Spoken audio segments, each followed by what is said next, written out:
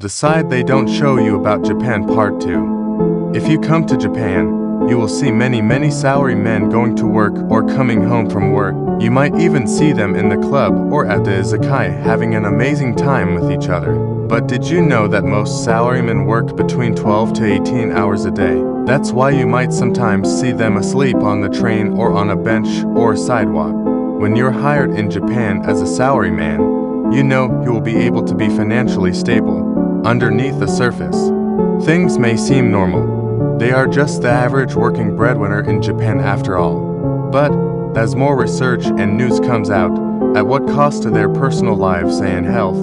Many kids and wives in Japan don't see their father much due to his work as a salaryman. There's a lot of pride associated with having a family and being able to afford it. And the only way to afford it is to work these long hours.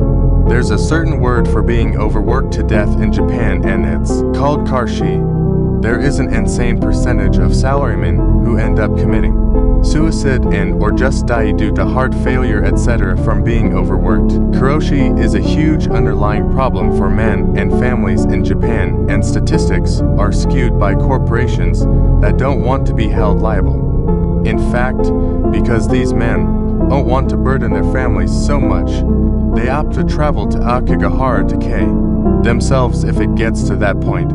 Akagahara is known as the suicide forest and is where Logan Paul disrespectfully posted about finding a salaryman. Not all salarymen experience karoshi since it depends on their work boss largely.